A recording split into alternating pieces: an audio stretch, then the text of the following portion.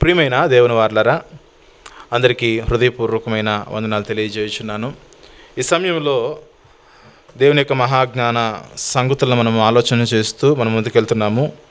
Bible థియాలజీలో భాగంగా 2వ subject తండ్రిని గురించిన శాస్త్రము లేదా పితృదేవ శాస్త్రము లేదా ప్యాటరాలజీగా పిలువబడుతున్న ఈ సందేశంలో మనం ఈరోజు 9వ భాగంలోనికి మనము ప్రవేశిస్తూ ఉన్నాం. మొదటి 8 భాగాల్లో మొదటి 8 ఎపిసోడ్స్లో ఏం జరిగిందో మనకు జ్ఞాపకం ఉండాలి.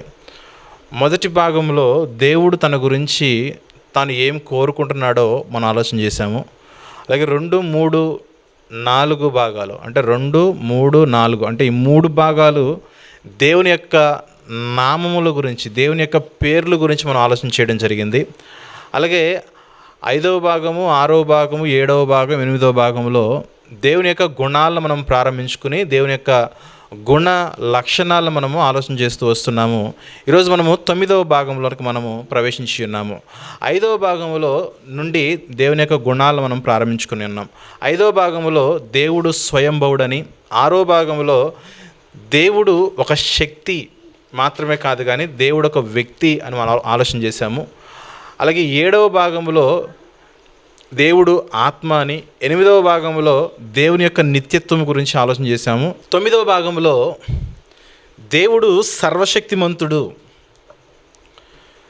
అనే లక్షణాన్ని మనం ఆలోచన చేసే ప్రయత్నం చేద్దాం ప్రియులారా. దేవుడు కలిగి ఉన్న నామముల్లో ఒక నామమే దేవుడు సర్వశక్తిమంతుడు అనే నామాన్ని మనము చూసి ఉన్నాము.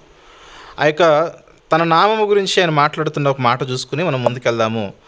దేవుడు సర్వశక్తిమంతుడని తను తానుగా పరిచయం చేసుకుంటున్న ఒక మాట మనం చూద్దాము. ఆదికాండములోని 17వ అధ్యాయము మొదటి వచనాన్ని మనం చూసినట్లయితే, ఆదికాండములోని 17వ అధ్యాయము మొదటి వచనం చూస్తే, అబ్రాము 99 ఏండ్ల వాడైనప్పుడు యెహోవా అతనికి ప్రత్యక్షమై నేను సర్వశక్తి గల దేవుడును అన్నాడు. చూడండి, గాడ్ ఈజ్ ఓమ్నిపొటెంట్ అంటే దేవుడు సర్వశక్తిమంతుడు. గత భాగంలో గాడ్ ఈజ్ ఎటర్నల్ అని మాట్లాడుకున్నాం. దేవుడు నిత్యము ఉండువాడు. ఈ భాగంలో దేవుడు సర్వశక్తి గల దేవుడు, ఆయన సర్వశక్తిమంతుడు అనే నామముతో ఆయన ఈ సమాజానికి, ప్రపంచానికి ఆయన నిరంతరము కూడా పరిచయం అవుతూ ఉండువాడు. ఆయన గతంలో భక్తులకు సర్వశక్తిమంతుడిగా పరిచయం అయ్యాడు. వర్తమానంలో కూడా దేవుడు సర్వశక్తిమంతుడే, భవిష్యత్తులో కూడా దేవుడు సర్వశక్తిమంతుడే. ఆయన యొక్క శక్తి అనేది, ఆయన యొక్క శక్తి వనరులు అనేవి ఏ కాలంలో చూసినా పుష్కలంగా ఉంటాయి కానీ తరిగిపోయే వనరులు అయితే ఆయనవి కావు అనే సత్యాన్ని మనం గమనించాలి. ప్రియమైన దేవుని వారలారా, దేవుడు తన గురించి తాను చెప్పుకుంటున్న మాట అబ్రహాముతో, అబ్రహాము నేను సర్వశక్తి గల దేవుడను అన్నాడు. ఇదే మాట మోషే గారితో కూడా చెప్తాడు.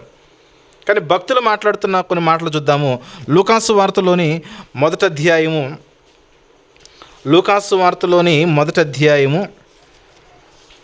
49వ వచనంలో మరియమ్మ మాట్లాడుతున్న మాట చూద్దాం ప్రియమైన దేవుని వారలారా.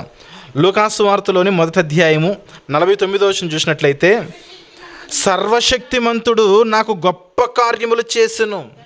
మరియమ్మ మాట్లాడుతున్న మాట, అనామకురాలుగా ఉన్న నేను, అత్యంత సాధారణ స్త్రీగా, ఎటువంటి గుర్తింపు లేని సాధారణమైన పౌరురాలుగా ఉన్న నాకు దేవుడు ఎన్నో గొప్పమైన మేలులు చేసి తన కుమారుణ్ణి నా గర్భము ద్వారా లోకానికి ఇచ్చాడు. దేవుడు నాకు గొప్ప కార్యాలు చేశాడు. ఆయన ఎటువంటి గొప్ప కార్యాలు చేశాడనంటే, ఆయన గురించి ఒక మాటలో చెప్పాలంటే ఆయన సర్వశక్తిమంతుడు. ఆయనకి అసాధ్యమైనది అంటూ ఏది లేదు. ఆయన చేయాలనుకుంటే దేనినైనా చేయుటకు ఆయన సామర్థ్యం కలిగిన వాడని మరియమ్మ చెబుతున్న మాట. అలాగే యేసుక్రీస్తు వారు మాట్లాడుతున్న మాట చూద్దాం ఒకసారి. మార్కు సువార్తలోని 14వ అధ్యాయము 62వ వచనాన్ని మనం చూద్దాం ప్రియమైన దేవుని వారలారా. మార్కు సువార్తలోని 14వ అధ్యాయము 62వ వచనాన్ని మనం చూసినట్లయితే, యేసు అవును నేనే, మీరు మనుష్య కుమారుడు సర్వశక్తిమంతుని కుడిపార్శ్వమున కూర్చుండుటయు ఆకాశ మేఘారుడుటయు వచ్చుటయు చూచుదురని చెప్పాను. నేనే అని చెబుతూ నేను అనే ఆయన్ను ఈ మనుష్య కుమారుని నేను సర్వశక్తుడైన దేవుని యొక్క తండ్రి యొక్క కుడిపార్శ్వం నేను కూర్చుంటానని మీతో నిశ్చయంగా నేను చెప్పుచున్నానని ప్రభు మాట్లాడుతున్న మాట, యేసుక్రీస్తు వారు మాట్లాడుతున్న మాట.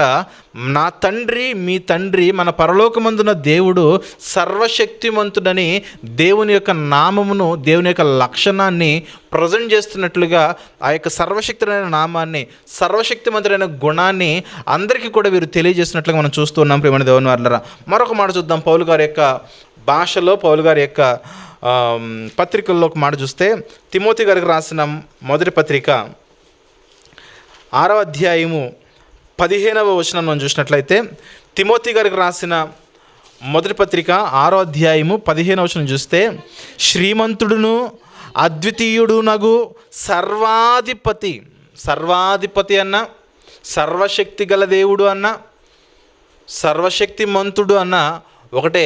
దేవుడు చేయుటకు అసాధ్యమైనది అంటూ ఏదీ లేదు. ఆయన ఒకటి అనుకున్నాడనంటే అది ఖచ్చితంగా ఆయన చేసి తీరతాడు. అంత శక్తి కలిగిన వాడు దేవుడు. బైబిల్లో దేవుడు సర్వశక్తిమంతుడు లేదా సర్వశక్తి గల దేవుడు, సర్వాధిపతి అనే మాటలు మనము చాలా తరచుగా చూస్తూ ఉంటాం. చాలా ఎక్కువ సార్లు ఈ పదజాలను మనం గమనిస్తూ ఉంటాం. మరి మన దేవుని వారలారా, ఆయన సర్వాధిపతి అని మరియమ్మ చెబుతున్న మాట, ఆయన సర్వశక్తిమంతుడని. యేసుక్రీస్తు వారు చెబుతున్న మాట, ఆయన సర్వశక్తిమంతుడని.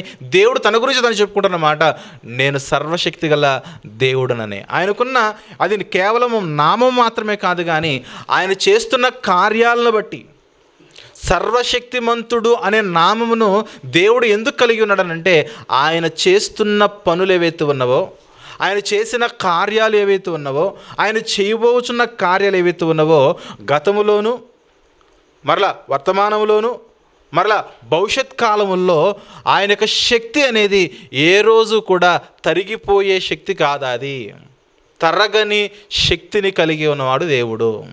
ఉదాహరణకు ఒక సూర్యుడిని చూడండి మీరు ఒకసారి. సూర్యుని యొక్క వేడిమి అనేది ఏ రోజుకు తరిగిపోవట్లేదు. నిరంతరము కూడా అది మండుచు మండుచు మండుచు మండుచు ఆ సూర్యుడు ఉనికిలోనికి వచ్చిన మొదటి దినమున ఎంత వేడిమినైతే ప్రపంచానికి, లోకాలను అది అందిస్తుందో, ఈరోజు కూడా ఒక సూర్యుడు ఎలాగైతే లోకాలను అందిస్తూ ఉన్నాడో, దేవుని శక్తి కూడా గతములో ఉన్నాడు, వర్తమానంలో ఉన్నాడు, భవిష్యత్తులో ఉండడు అనడానికి అవకాశం లేదు. గతంలో ఎలాగైతే ఉన్నాడో తరగని వనరులు కలిగి, తరగని శక్తి కలిగి, వర్తమానంలో ఎలాగైతే ఉన్నాడో తరగని శక్తి కలిగి, భవిష్యత్తులో కూడా ఆయన తరగని శక్తి కలిగి ఆయన అలాగే ఉంటాడు. ఇంకో మాట చెప్పాలంటే, పంచభూతములు మికటమైన వేండ్రములతో లయమైపోయే కాలం వచ్చుచున్నది. ఆకాశమైన, ఆకాశంలో ఉన్న గ్రహాలైన సమస్తము లయమైపోతాయి, కానీ దేవుడు మాత్రము ఎన్నటికీ కూడా లయము కాడు. ప్రియమైన దేవుని వారలారా, ఎందుకు ఆయన గురించి, ఆయన యొక్క శక్తిని గురించి మనం ఎందుకు తెలుసుకోవాలో చెప్పనా? ఆయన యొక్క శక్తిని గురించి మనం వినే కొలది మనలో భయం రావాలి. ఆయన యొక్క శక్తిని గురించి మనం తెలుసుకునే కొలది మనం ఎల్లప్పుడూ కూడా ఆయన కార్యాలను బట్టి మనము కృతజ్ఞత కలిగి ఉండాలి. ఎప్పుడైతే ఆయన చేస్తున్న కార్యాలు మనం తెలుసుకున్నామో, కృతజ్ఞత కలిగి ఉన్నామో, కృతజ్ఞతలు చెల్లించడానికి ఎల్లప్పుడూ కూడా మనం ఆయన చేసిన మేలును జ్ఞాపకం చేసుకుని మనం ఎల్లప్పుడూ కూడా కృతజ్ఞతాస్తుతులు చెల్లిస్తూ ఆయన ఆరాధించేవారుగా ఉండాలి. దేవుని గురించి మనం ఎందుకు తెలుసుకుంటున్నామంటే, దేవుని గురించి మనం ఖచ్చితంగా ఎందుకు నేర్చుకోవాలంటే, మొట్టమొదటిగా ఆయన చేస్తున్న కార్యాలను చూసి మనలో భయం రావాలి. రెండవదిగా కృతజ్ఞతలు చెల్లించాలి. మూడవదిగా మనందరము కూడా ఆయన ఆరాధించేవారుగా ఉండాలి. ఇంతకీ దేవుడిని ఎందుకు మనము సర్వశక్తి గల దేవుడు అని పిలుచుకోవచ్చు, లేదా బైబిల్లో దేవుణ్ణి ఎందుకు సర్వశక్తి గల దేవుడని కానీ, సర్వశక్తిమంతుడని కానీ, సర్వాధికారి అని కానీ ఎందుకు ఆయన్ని పిలవగలిగారు, పిలిచారు? దేవుడు కూడా తనంతట తానుగా ఎందుకు ఆ నామముతో, ఆ గుణముతో ప్రజలకు ఆయన పరిచయం అయ్యాడో మనం గమనించుకోవాలి. ప్రియమైన దేవుని వారలారా, చూద్దాం ఒకసారి. దేవుడు సర్వశక్తిమంతుడు అని అనడానికి కొన్ని రుజువులు చూద్దాము బైబిల్లో నుంచి, కొన్ని ఆధారాలు చూద్దాము, కొన్ని ఎవిడెన్స్లు చూసి నిజంగా దేవుడు సర్వశక్తిమంతుడే అన్న నిర్ధారణలకు మనం వచ్చేయాలి ఖచ్చితంగా. ఎందుకంటే వాక్యం వినేటప్పుడు ఆ వాక్యాన్ని మనము ఎంతో జ్ఞానయుక్తంగా ఆలోచన చేసి, ఎస్, దేవుడికున్న శక్తి మరెవరికి లేదు, దేవుడు కలిగి ఉన్న సామర్థ్యము, సర్వాధికారము, అది ఎవ్వరికీ లేదు, దేవుడికి మాత్రమే కలిగి ఉన్నది. అందుకే ఆయన సర్వశక్తిమంతుడనే నిర్ణయంలోనికి మనము రావాల్సి ఉన్నది. ప్రియమైన దేవుని వారలారా, దేవుణ్ణి ఎందుకు సర్వశక్తిమంతుడు అని మనం పిలవాలనంటే, ఆయన చేసిన కార్యాలు ఏవైతే ఉన్నావో, ఆయన చేసిన కార్యాలను ఈ లోకంలో బ్రతుకుచున్న మనుషులు చేయలేరు ఎన్నటికీ కూడా. ఉదాహరణకు సృష్టి అనుకుందాం. ఆదికాండం 1వ అధ్యాయంలో దేవుడు సృష్టిని కలగజేశాడు. ఆ సృష్టిలో ఒక సూర్యుడున్నాడు, ఆ సృష్టిలో ఒక చంద్రుడున్నాడు, ఆ సృష్టిలో ఒక భూమి ఉన్నది, ఆ సృష్టిలో ఆకాశములు ఉన్నవి, ఆ సృష్టిలో మహాసముద్రములు ఉన్నవి, ఆ సృష్టిలో ఆ సముద్రముల్లో జలచరములు ఉన్నవి, వృక్షాలు ఉన్నవి, పక్షులు ఉన్నవి, మనుషులు ఉన్నారు, సమస్తం ఉన్నవి. విచిత్రం ఏంటంటే, ఈ మనిషి దేనిని కూడా తయారు చేయలేడు. ఆదికాండం 1వ అధ్యాయంలో దేవుని యొక్క సృష్టి కార్యాలు, దేవుని యొక్క నిర్మాణములు ఏవైతే ఉన్నావో, ఆ నిర్మాణాల్లో ఏ నిర్మాణమును కూడా మనిషి తన్ను తానుగా దేన్ని కూడా చెయ్యలేడు. ఈ శరీర నిర్మాణం ఉన్నదా, ఒక గుండె పోతే సేమ్ ఇటువంటి గుండె తీసుకుని రాలేడు. మరలా దేన్నో ఒక జీవి మీద, అది పంది మీదనో, కోతి మీదనో, లేకపోతే మనిషి మీదనో ఆధారపడాలి. అంతేగాని సేమ్ ప్యాటర్న్లో ఉన్న, సేమ్ ఫంక్షనింగ్ ఉన్న హార్ట్ని మనిషి తయారు చేయలేడు. ఒక వృక్షాన్ని చూడండి, ఆ వృక్షాన్ని మనిషి తయారు చేయలేడు. అప్పుడప్పుడు కొన్ని ఎగ్జిబిషన్స్లో వృక్షాలు ఉంటాయి చూడడానికి, అవన్నీ కూడా ఆర్టిఫిషియల్గా తయారు చేసినవే. ఫైబర్తోనో, లేదంటే చెక్క ముక్కలతోనో, లేదా సిమెంట్తోనో, లేదంటే ప్లాస్టిక్ ఆకులు పెట్టి ఏదో పైకలో చూపిస్తారు, కానీ ఆ దగ్గరికి వెళ్ళేంతవరకు తెలియదు అది ఒరిజినల్గా డూప్లికేట్ దాని. దగ్గరికి వెళ్ళి చూస్తే అది ఒరిజినల్ అనుకున్నానే దూరం నుంచి చూసేసరికి, కానీ దగ్గరికి వెళ్తే అది ఒరిజినల్ కాదు. ఈరోజు ఈ యొక్క చెక్క పోడియం ఉన్నది, ఈ చెక్క పోడియంని మనిషి తయారు చేశాడు, కానీ ఈ చెక్కను ఎవరు తయారు చేశారు? దేవుడు తయారు చేశాడు. అంటే ఈ చెక్కను మనిషి తయారు చేయలేడు. ఈ చెక్క యొక్క రా మెటీరియల్ ఏదైతే ఉన్నదో, మూలమైన ముడి పదార్థం ఏదైతే ఉన్నదో, దాన్ని మనిషి ఏమాత్రం కూడా తయారు చేయలేడు. అలా ప్రకృతిలో మీకు కనబడుతున్న ప్రతి వస్తువును చూడండి, దేన్ని కూడా మనిషి తయారు చేయలేడు. ఈరోజు మనం దేన్నైతే వినియోగించుకుంటున్నామో ప్రతి దాన్ని కూడా రా మెటీరియల్ అనేది ప్రకృతిలోనే తీసుకోవడమే. ఫోన్ ఉందా, ఆ ఫోన్కి ప్లాస్టిక్ కావాలి, సిలికాన్ మెటీరియల్ కావాలి, లేదా ఐరన్ కావాలి, అల్యూమినియం కావాలి. ఇటువంటి వాటిని కూడా ఆల్రెడీ ప్రకృతిలో భూమిలో ఉన్న ఖనిజాలను ఉపయోగించుకుని వాటిని మాడిఫై చేసుకుంటూ ఒక ఆకారాన్ని తీసుకురాగలరు. కానీ ముడి పదార్థాలు ఏవైతే ఉన్నావో, రా మెటీరియల్ ఏదైతే ఉన్నదో, ఆ రా మెటీరియల్ని మనిషి తయారు చేయలేడు. ప్రియమైన దేవుని వారలారా, అది కేవలము దేవుడు మాత్రమే తయారు చేయగలడు. అందుకే దేవుడు సర్వశక్తిమంతుడు. మరొక భూమిని మనిషి తయారు చేయలేడు, ఇది చాలు. మరొక సూర్యుడిని మనిషి తయారు చేయలేడు, అంత సామర్థ్యం మనిషి లేదు. భూమి మీద మనిషి ఎంత ఉంటాడనంటే, బొట్టెలో చాలా చిన్నోడు, బొట్టులో బొట్టు అంటారు కదరా, ఆ బొట్టు కంటే ఇంకా చిన్నోడు. సూక్ష్మంలో అతి సూక్ష్మ మనిషి. ఆకాశంలోకి వెళ్ళిపోతేనే భూమి చిన్న కనబడుతుంది. ఆ చిన్న భూమి మీద మనిషి ఇంకెంత చిన్నోడో మనం గమనించుకోవాలి.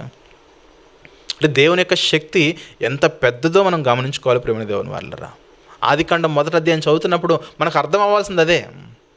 అంత శక్తి చేత, అంత బలము చేత ఈరోజు ఒక ఇంటి నిర్మాణమును మనం చేపట్టాలంటే ఇంటి కింద పిల్లర్లు అనేవి ఉండాలి బలాన్ని ఇవ్వడానికి. కానీ ఈ భూమి అనే ఇంటిని ఆయన శూన్యంలో తిప్పుతున్నాడు చూడండి.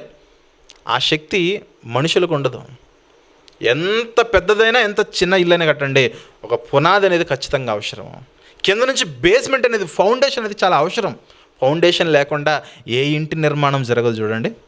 అలాగే దేవుణ్ణి మనం ఆలోచన చేసినప్పుడు, దేవుడు సమస్తమును కలగజేసిన సృష్టికర్త ఆయన యొక్క సృష్టి కార్యాలను చూసి ఈ కార్యాలను కేవలము ఆయనే చేయగలడు.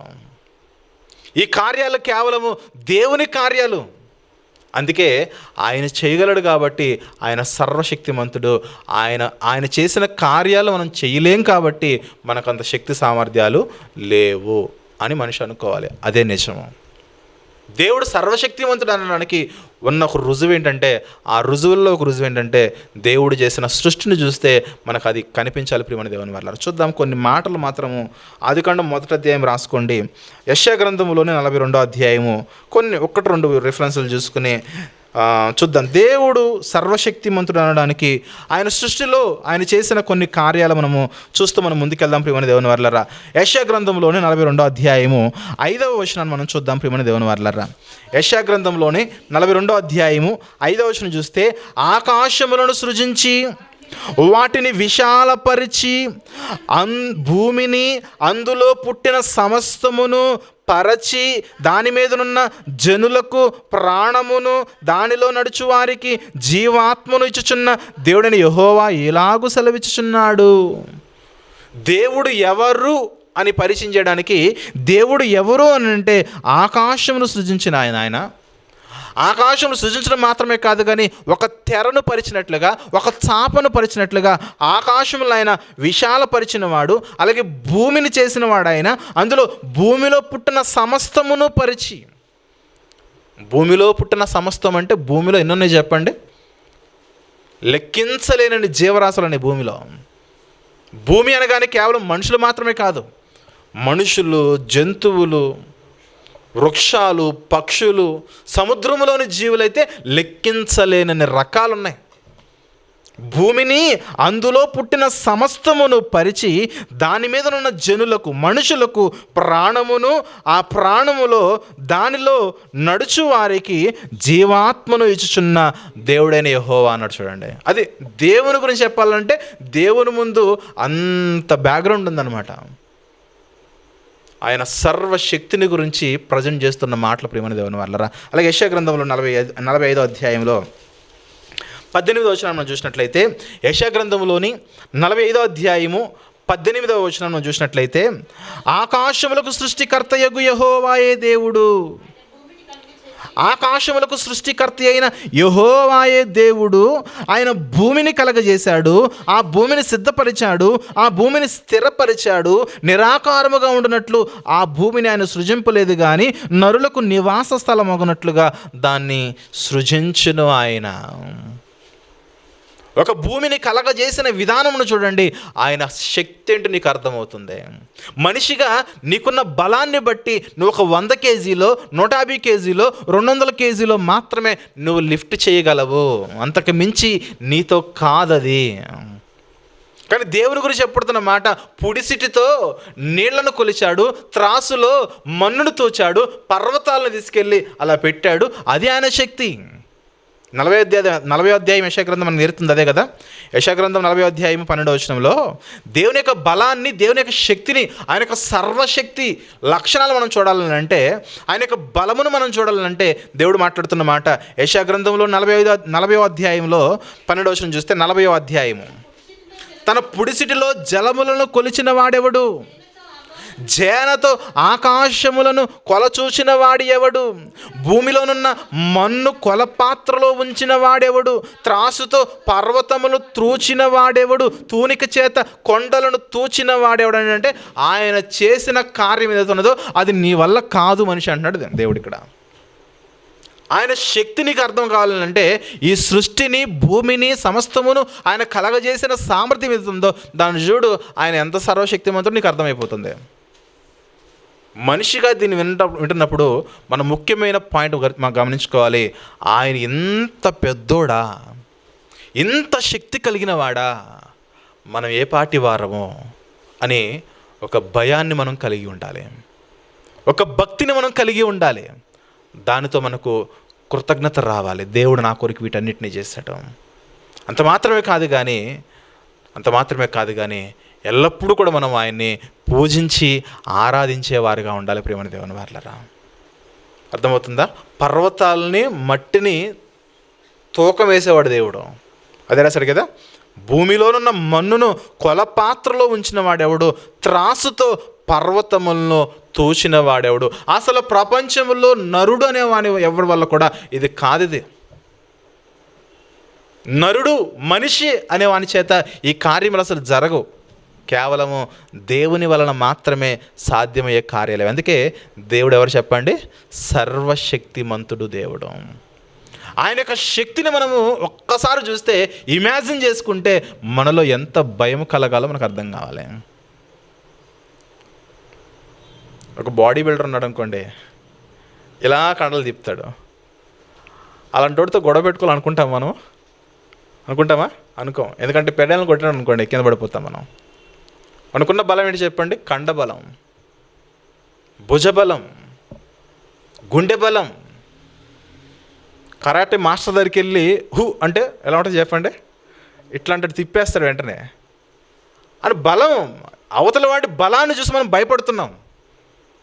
కానీ దేవుడు ఇంకెంత పెద్దోడో! ఆకాశమును, భూమిని, చంద్రుణ్ణి, సూర్యుణ్ణి, నక్షత్రాలను, సముద్రమును, భూమిలో అందలి ఉన్న సమస్తమును కలగజేసిన దేవునికి మనిషి అనేవాడు ఇంకెంత భయపడాలి, భయం కలిగి ఉండాలి మనం గమనించాలి. దేవుడు సర్వశక్తిమంతుడు అనడానికి ఆయన యొక్క సృష్టి కార్యాలు చూస్తే మనలో ఒక తెలిసిన భయము కలగాలి. ప్రేమని దేవుని వల్లరా, దేవుడు సర్వశక్తిమంతుడు అనడానికి ఒక రుజువు సృష్టి యొక్క కార్యాలను మనిషి ఎప్పుడు కూడా నిశితముగా గమనించాలి, పరిశీలిస్తూ ఉండాలి. మొదటిది. ఇక రెండవది చూద్దాం ప్రేమని దేవుని వల్లరా. రెండవది చూస్తే, సృష్టిని కలగజేసిన దేవుడు కలగజేశాను కదా అయిపోయింది అని వదిలేయలేదు ఆయన. ఈరోజు మనము దేన్నైనా ఒక వస్తువుని తయారు చేసామనుకోండి, తయారు చేసిన తర్వాత దాన్ని ఒక మూలన పెట్టుకుంటాం. ఉదాహరణకు ఈ చెక్క వస్తువే ఉన్నది. తయారు చేసిన తర్వాత దాన్ని అలా పెడతాం. అవసరం ఉంటే వాడుకుంటాము, అవసరం లేకపోతే దాన్ని అలానే ఉంచేస్తాం. ఒకవేళ ఎప్పటికీ అవసరం రాని వస్తువు అనుకోండి, అలా మూలన మరుగున పడిపోతూ ఉంటుంది. కానీ దేవుడు చేసిన వస్తువులు మీరు చూడండి, దేవుడు చేసిన ఉపకరణాలు మీరు చూడండి, దేవుడు చేసిన సృష్టిని మీరు చూడండి. ఆయన ఏ సృష్టిని అయితే కలగజేశాడో కలగజేసి వాటిని ఎప్పుడు కూడా ఆయన వదిలిపెట్టలేదు. ఆయన వాటిని పరిరక్షిస్తూ వస్తూ ఉన్నాడు. ప్రిజర్వేటర్ ఆయన, పర్యవేక్షకుడు ఆయన, పరిరక్షకుడు ఆయన. ఒక భూమి ఉన్నది, ఎక్కడున్నది చెప్పండి? శూన్యములో ఉన్నది. ఆ శూన్యములో ఉండాలని దాన్ని అలా నిర్ణయించాడు. నిర్ణయించడం మాత్రమే కాదు, కానీ ఆ ప్లేస్లో అది ఉండేలా ఆయన యొక్క అబ్జర్వేషన్ అనేది అక్కడ ఉన్నది. ఈ భూమి గ్రహాలు అవి ఎప్పుడు కూడా తిరుగుతూ ఉండాలి, తమ ఆర్బిట్లో తిరుగుతూ ఉండాలి. అవి తమ ఆర్బిట్లలో తిరిగేలాగా వాటిని ఎప్పుడు కూడా దేవుడు పర్యవేక్షిస్తూ ఉన్నాడు. మనుషులకి ఏం కావాలి చెప్పండి? నీరు కావాలి. మనుషులకి ఏం కావాలి చెప్పండి? గాలి కావాలి. ఈ రెండు చాలా ముఖ్యము. ఎప్పుడో ఒకసారి తయారు చేసేసి ఇక వాడుకొని వదిలేలేదు ఆయన. ఈ గాలినే కానీ నీరునే కానీ నిరంతరము కూడా ఆయన తయారు చేస్తూ ఉన్నాడు. ప్రేమ దేవుని వాళ్ళారా, చూద్దాం ఒకసారి ఇర్మియా గారు చెబుతున్న మాట చూద్దాం. ఇర్మియా గ్రంథములోని 10వ అధ్యాయము, ఇర్మియా గ్రంథములోని 10వ అధ్యాయము 12-13 వచనంలో మనం చూద్దాం. ప్రేమ దేవుని వాళ్ళారా, ఇర్మియా గ్రంథములోని 10వ అధ్యాయము 12వ వచనం చూస్తే, ఆయన తన బలము చేత, ఏ బలము చేత? సర్వశక్తిమంతుడు అనే సర్వమైన శక్తి కలిగిన ఆయన తన బలము చేత భూమిని సృష్టించెను. సృష్టించెను అనేది పాస్ట్లో మాట్లాడుతున్నాడు. మీరు గమనించండి, సృష్టించెను అనేది పాస్ట్లో మాట్లాడుతున్నాడు.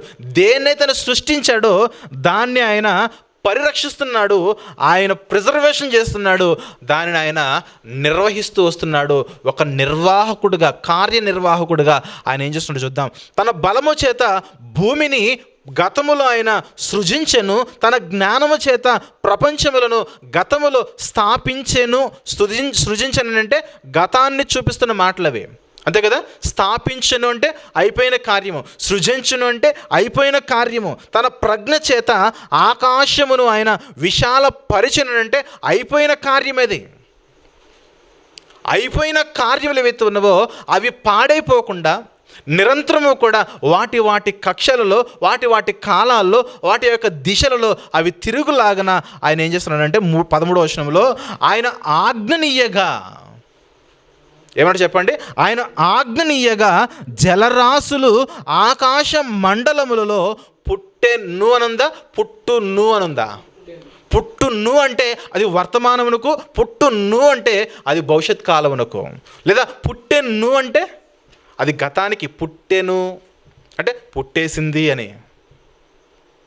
ఏది జలరాశులు పుట్టేసింది అని అంటే అది గతానికి, కానీ ఇక్కడ మాట్లాడుతున్నాడు పుట్టును అంటే వర్తమానము, అలాగే భవిష్యత్ కాలమును కూడా జలరాశులు అవసరం కాబట్టి జలరాశులను ఆయన కలగజేస్తూ ఉంటాడు. కొన్ని సందర్భాలు మీరు చూడండి, ఎండాకాలం రాక మునిపే కొన్ని సిటీస్లో భూగర్భ జలాలు ఎండిపోయాయి అంటారు. ఇక ఎండాకాలం వచ్చిన తర్వాత ఇక జనాలకి ఏ చెరువులో చూసినా బిందులతో కానీ మగ్గులతో తోడుకున్నా కూడా కనీసము నీళ్లు కూడా దొరకని పరిస్థితులు ఉంటాయి. కానీ మరలా సీజన్ రాగానే మరలా వాటర్ వచ్చేస్తుంది. 2 నెలల క్రింద భూమిలో నీళ్లు లేవన్నావు, తర్వాత మళ్ళీ నీళ్లు చూడండి తోడేకొలిది పెరిగిన భూగర్భ జలాలు అంటాడు. ఎందుకంటే జలరాశులను ఆయన నిరంతరం ఆయన పుట్టిస్తున్నాడు. ఎందుకంటే ఈ జలరాశులు లేకపోతే భూమి యొక్క మనుగడ చాలా కష్టము. దేవుడు ఒక చక్కటి నిర్వాహకుడు. ఆయన ఎంత చక్కటి నిర్వాహకుడు అంటే ఈ భూమిని ఎల్లప్పుడూ కూడా పరిరక్షిస్తూ ఉన్నాడు, ఈ విశ్వాన్ని ఎల్లప్పుడూ కూడా పరిరక్షిస్తూ ఉన్నాడు. చాలామంది చెబుతూ ఉంటారు కదా, భూమి వైపు కొన్ని ఏమంటారు వాటిని, ఇవే కొన్ని శిలలు అంటారు, ఏమంటారు చెప్పండి, కొన్ని రాళ్ళు వస్తూ ఉన్నాయి, అది కనుక భూమిని తాకితే భూమి అంతా కూడా నాశనం అయిపోద్ది అంటూ ఉంటారు. భూమి వైపు కొన్ని రాళ్ళు, పెద్ద పెద్ద రాళ్ళు దూసుకుని వస్తూ ఉన్నాయి, అవి కనుక భూమిని తాకితే భూమి అంతా కూడా సర్వనాశనం అయిపోద్ది అనేసి అంటూ ఉంటారు. అది రాళ్ళలో వేరే ఏదో పదం ఉన్నది, కరెక్ట్గా ఐడియా లేదు, కానీ సరే మీకు అర్థమై ఉంటుంది, దాన్ని గమనించుకోండి. ఒకవేళ అటువంటి తాకితే భూమి ఏనాడో వెళ్ళిపోవాలి, కానీ భూమిని కాపాడుకుంటూ పర్యవేక్షిస్తూ వస్తూ ఉన్నాడు దేవుడు అన్న వాస్తవాన్ని మనం గమనించుకోవాలి. ఆయన ఆజ్ఞేయగా జలరాశులు ఆకాశ మండలంలో పుట్టెను, భూమి అంత భాగములో నుండి ఆయన ఆవిరి ఎక్కజేయును, వర్షము కలుగునట్లుగా ఆయన మెరుపులు పుట్టించును అంటే వర్తమానము, పుట్టించును అంటే భవిష్యత్ కొరకు. వర్షం వస్తుంది, జలరాశులు వస్తున్నాయి, తర్వాత తన ధనాగారములో నుండి గాలిని రావించును అన్నాడు. చూడండి, రావించెను అంటే అది గతం, రావించును అన్నాడంటే వర్తమానంలోను భవిష్యత్ కాలానికి ఆయన ఎంత గొప్ప పర్యవేక్షకుడో మనం గమనించాలి. ఈ భూమి యొక్క నిర్వహణ అంతా కూడా ఆయన ఎంత క్రమం తప్పకుండా నిర్వహిస్తూ ఉంటే మనం చక్కగా నీటిని వాడుకోగలుగుతున్నాము, చక్కగా గాలిని పీల్చుకోగలుగుతున్నాం. ప్రియమైన దేవుని వారలారా, దేవుడు ఎంత సర్వశక్తిమంతుడు మీరు గమనించాలి. ఒకవేళ హాస్పిటల్స్లో కరోనా కాలంలో చాలామందికి ఆక్సిజన్ దొరకలే, ఆక్సిజన్ సిలిండర్స్ దొరకక చాలామంది, ఆక్సిజన్ లేక, వెంటిలేటర్ బెడ్స్ లేక చాలామంది చచ్చిపోయారు. ఎందుకంటే మా దగ్గర ఆక్సిజన్ స్టోరేజ్ లేదండి, ఒక స్టోరేజ్ ఉన్నా కూడా కొంతమందికే వస్తుందని చాలా కొద్ది మంది వరకు మాత్రమే ఆక్సిజన్ సరఫరా చేయగలిగారు. కానీ దేవుడు చూడండి, ఎన్ని కాలాలకు సంబంధించిన వారికి, ఎన్ని తరాలకు సంబంధించిన వారికి, ఎన్ని యుగాలకు సంబంధించిన వారికి తన గాలిని, తన వర్షమును అందరికీ కూడా అందిస్తూ వస్తున్నాడు. చూడండి, అది ఆయన శక్తి, అది ఆయన సామర్థ్యము. మనం ఉన్నామండి, ఒకరికంటే వండి పెట్టగలం, 10 మంది కంటే కష్టమైన వండి పెడతాం, 100 మంది కంటే ఏదో ఒక రోజంటూ వండి పెడతాం. కానీ ప్రపంచానికి వండి పెట్టడం అంటే ఎంత కష్టం చెప్పండి, అది మనతో అవుతుందా? ప్రపంచానికి తిండి పెట్టడం అంటే మనతో అవుతుందా? అవదు. ప్రపంచంలో ప్రతి దినము, ప్రతి కాలంలో, ప్రతి తరంలో ఉన్న వారికి వండి పెట్టాలంటే, ఆహారం సమకూర్చాలంటే అది అవుతుందా? అవదు. దేవుడు మనం చూసినప్పుడు, ఆ దేవుడిని ఆలోచన చేసినప్పుడు ప్రతి కాలములో, ప్రతి తరములో, ప్రతి యుగములో, అన్ని కాలాల్లో ఉన్న వారికి ఆయన పోషకుడుగా ఉండి చక్కటి పోషణ ఇస్తున్నాడు. ఆయన చాలా ముఖ్యమైన కార్యనిర్వాహకుడు. ఎంత శక్తి సామర్థ్యం ఉంటే దాన్ని చేయగలరు చెప్పండి. 4 రోజులు ఒకరికి వండి పెడితేనే మనం అలసిపోతాం, 10 మందికి చేయాలంటేనే నీరసించిపోతాం, ఏదో ఒక రోజు 100 మందికి చేస్తాం. కానీ దేవుడు చూడండి, సృష్టి కాలము ప్రారంభమైనది మొదలుకొని ఈ జీవరాశులకు మనుషులకు కావలసిన సమస్తమును ఆయన అనుగ్రహిస్తూనే ఉన్నాడు. చూడండి, ప్రత్యేకించి 104వ కీర్తన చదవండి. ఆయన ఎంత మరి పరిరక్షణ కలిగిన వాడో, పర్యవేక్షకుడో, ఎంత మంచి నిర్వాహకుడో, కార్యనిర్వాహకుడో, మనుషులందరికీ కూడా కావలసిన వాటిని సమకూరుస్తూ ఉన్నవాడో మీరు గమనించాలి. ఆయన కేవలము ఒక దినము ఒక పూట కాదు, కానీ ప్రతిదినము ప్రతి పూట ప్రతి సంవత్సరము, భవిష్యత్తులో ఎన్ని సంవత్సరాలు అయితే ఉండబోతున్నాయో, గతంలో ఎన్ని సంవత్సరాలు అయితే ఉన్నాయో అన్ని సంవత్సరాల పాటు ఆయన సమస్తమునకు ఆయన ఆహారాన్ని ఇచ్చేసేవాడు, ఆయన ఇస్తూనే ఉంటావాడు ఆయన. ఎందుకంటే 104వ అధ్యాయము కీర్తనల గ్రంథంలోని 104వ కీర్తన 5వ వచనం నుండి 30వ వచనం వరకు దేవుని యొక్క కార్యాలు అమోఘమైన కార్యాలు అవి. అంటే ఇంతమందికి ఆయన న్యాయం చేస్తున్నాడా? ఇన్ని తరాల్లో ఉన్న వరకు ఆయన న్యాయం చేస్తున్నాడని మనం చదువుకోవచ్చు. 5వ వచనం చూసినట్లయితే 104వ కీర్తన 5వ వచనంలో, భూమి ఎన్నటికీ కదలకుంటున్నట్లు ఆయన దాన్ని పునాదుల మీద స్థిరపరచెను. ఎన్నటికీ కదలదు. ఎన్నటికీ అంటే ఏ కాలంలో చూడు, భూమి మాత్రము తాని పునాదుల మీద ఉంటుంది. ఇందుకే పునాది రాయమని ఉందా? ఆ పునాది ఏంటంటే శూన్యములో ఆయన భూమిని వేలాడదీసెను. అది భూమికున్న పునాది ఏంటంటే, భూమికున్న పునాది శూన్యము. ఒక బాల్ని ఇలా మనం నిలబెట్టలేం. ఒక బెలూన్లు కూడా ఎగరేస్తే అది కొద్దిసేపు ఎగురుతుంది, ఎక్కడో చోట పడిపోతుంది. రౌండ్గా ఉన్న దేన్నని మీరు ఎగరేసి చూడండి, అలా పెట్టి చూడండి, కొన్ని సెకండ్స్ మాత్రమే ఉంటుంది, తర్వాత అది కింద పడిపోవాల్సిందే. కానీ భూమి చూడండి, ఇంత పెద్ద బరువున్న భూమి, దాని పునాదుల మీద ఎల్లప్పుడూ కూడా ఎటువంటి ఆధారం లేకుండా నిలబెట్టాడనంటే దేవుని యొక్క శక్తి సామర్థ్యాలు మనకు అర్థం అవ్వాలి. అందుకే దేవుడు సర్వశక్తిమంతుడు. ఎంత బలవంతుడో మనకు అర్థం కావాలి, ఎంత బలిష్ఠుడో మనకు అర్థం కావాలి దేవుడు. ఈ వర్తమానం నేను ఎందుకు ఇందాలు చెప్పండి, మళ్ళీ చెప్తున్నాను. ఈ వర్తమానం ఎందుకు నాలు చెప్పండి, దేవుని మీద మనకు భయం రావాలి. దేవుడు అంత పెద్దోడా, అంత శక్తిమంతుడా, నేను ఏ పాటి వాడును అనే ఆలోచన రావాలి మనకే. తర్వాత 7వ వచనము చూద్దాం. 7వ వచనం నుండి, లేదంటే 9వ వచనం 10వ వచనం నుండి చూద్దాం ప్రియులారా. 10వ వచనం నుండి చూస్తే చాలా 30వ వచనం వరకు మీరు గమనించండి. 10వ వచనం చూద్దాం. ఆయన కొండల లోయలలో నీటి బొగ్గలను, మళ్ళీ ఏమన్నా చెప్పండి, పుట్టించనన్నాడా, పుట్టించును అన్నాడా? పుట్టించును అంటే అది గతానికి కాదు, కానీ వర్తమానమునకు, భవిష్యత్తుకు. అంటే దేవుని యొక్క జలరాశులు ఏవైతే ఉన్నావో అవి అన్నిటికీ కూడా అయిపోవే.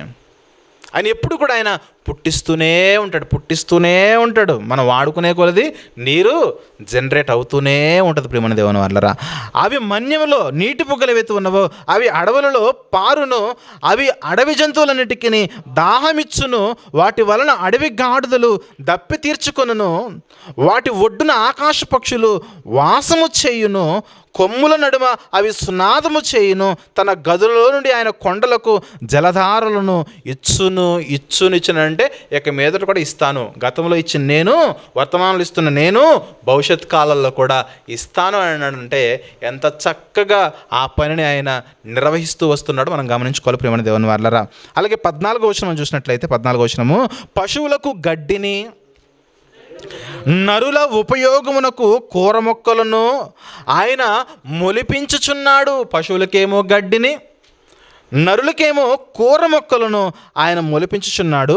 తర్వాత అందుమూలముగా భూమిలో నుండి ఆహారమును, నరుల హృదయమును సంతోషపెట్టు ద్రాక్షరసమును, నరుల యొక్క ముఖములకు మెరుగునిచ్చు తైలమును, నరుల హృదయమును బలపరచు ఆహారమును ఆయన పుట్టించుచున్నాడు. ఇక్కడ ఒక జోక్ చెప్పమంటే, వారి మొగములకు మెరుగునిచ్చు తైలం ఏంటి చెప్పండి? Fair and lovely. అంతే కదా, మన ముఖాలకి మెరుగునిచ్చేదని చెప్పండి. బ్యూటీ పార్లర్కి వెళ్తే ఏ తైలములు అయితే ఉన్నాయో ఆ తైలాలన్నింటినీ మూలకర్త ఎవరు చెప్పండి? దేవుడే. కాస్మెటిక్, దేవుని ఏమంటారు చెప్పండి? కాస్మెటిక్ సర్జన్ అంటాడా, కాస్మెటిక్ క్రియేటర్ అంటాడా? క్రియేటర్ ఆయన. ప్రియమైన దేవుని వాళ్ళరా, మీరు అక్కడ టెక్స్ట్ మీరు గమనిస్తున్నారు లేవో, పుట్టించెను తయారు చేసెను అని లేదు, తయారు చేస్తున్నాను, పుట్టించును, పుట్టిస్తాను, పుట్టిస్తాను, కావలసిన వాటిని కూడా సమకూరుస్తాను. అవన్నీ మీరు చదివితే మీకు అది అర్థమవుతుంది. 20వ వచనం చూస్తే, 19వ వచనం చూస్తే, ఋతువులను తెలుపుటకై ఆయన చంద్రుని నియమించెను, సూర్యునికి తన అస్తమయ కాలము తెలియను, నీవు చీకటి కలగజేయగా రాత్రగుచున్నది. దేవుడు కలగజేస్తే రాత్రి అవుతుంది. దేవుడు చీకటి కలగజేస్తే రాత్రి అవుతుంది. అప్పుడు అడవి జంతువులనియు తిరుగులాడుచున్నవి. 21వ వచనంలో, సింహపు పిల్లలు వేట కొరకు గర్జించుచున్నవి, తమ ఆహారమును దేవుని చేతిలో నుండి తీసుకొనజోచుచున్నవి. ఇవన్నీ మీరు చదివితే మీకు అది అర్థమవుతుంది దేవుని యొక్క కార్యాలు. 25వ వచనంలో, అదిగో విశాలమైన మహాసముద్రము, అందులో లెక్కలేని జలచరములు, దానిలోని చిన్నవి పెద్దవి జీవరాశులు ఉన్నవి, అందులో ఓడలు నడుచుచున్నవి, దానిలో ఆటలాడుటకు నీవు నిర్మించిన మకరములు ఉన్నవి. 27వ వచనం అంటున్నాడు, సముద్రములో ఏవైతే ఉన్నవో వాటన్నిటికీ కూడా తగిన కాలమున నీవు వాటికి ఆహారం ఇచ్చదవని, ఇవన్నీ కూడా నీ దయ కొరకు కనిపెట్టుచున్నవి. నీవెప్పుడు ఆహారం ఇస్తే ఆహారం తినడానికి అవి వెయిట్ చేస్తున్నాయి ప్రభువా. మనం అనుకుంటాము కాకి అన్నం పెట్టేసి ఫోటోలు తీసుకుని, లేదంటే పావురాలకి బియ్యం వేసేసి ఫోటోలు తీసుకుని అప్లోడ్ చేసే జీవితాలమైనవే. కానీ దేవుడు చూడండి, ఒక ప్రాంతంలో ఉన్న 10 పావురాలకి మనము కొంచెం బియ్యం వేస్తేనే, ధాన్యం వేస్తేనే ఎంతో ఫోటోలు తీసుకుని మనం అప్లోడ్ చేస్తున్నాం కదా. సృష్టిలో ఎన్ని పావురాలు అయితే ఉన్నాయో, సృష్టిలో ఎన్ని పక్షులు అయితే ఉన్నాయో, సృష్టిలో ఎన్ని జీవరాశులు అయితే ఉన్నాయో, సముద్రంలో ఎన్ని మకరములు అయితే ఉన్నాయో, సముద్రంలోని జీవరాశులు అన్నిటికీ కూడా ఆహారమునిచ్చేది దేవుడే. అది అర్థం కావాలి దేవుని శక్తి ఏ పాటితో. అందుకే 24వ వచనంలో, యెహోవా నీ కార్యములు ఎన్నెన్ని విధములుగా ఉన్నాయి దేవా, వాటిని చూస్తే నాకు ఆశ్చర్యంగా ఉన్నదే, వాటిని చూస్తే నాకు ఆశ్చర్యముగా ఉన్నది అంటున్నాడు భక్తుడు. ఇక్కడ దేవుడు ఎవరు చెప్పండి? కేవలం కలగజేసి వదిలిపెట్టేలేదు, కానీ వేటినైతే కలగజేశాడో వాటన్నిటిని కూడా ఆయన పర్యవేక్షిస్తూ వస్తూ ఉన్నాడు. ప్రేమని దేవుని వల్ల దేవుడు వేటినైతే కలగజేశాడో కలగజేసిన వాటిని ఆయన పర్యవేక్షణ చేస్తూ నిర్వహిస్తూ వాటికి కావలసిన ప్రతి వాటిని కూడా సమకూర్చుకుంటూ వస్తూ ఉన్నాడు. ప్రేమని దేవుని వల్ల ఎంతని వివరించినా ఆయన గురించి వివరణ తగ్గదు. ఆయనకి శక్తి ఎంత వివరించినా తగ్గదు ప్రియులరా.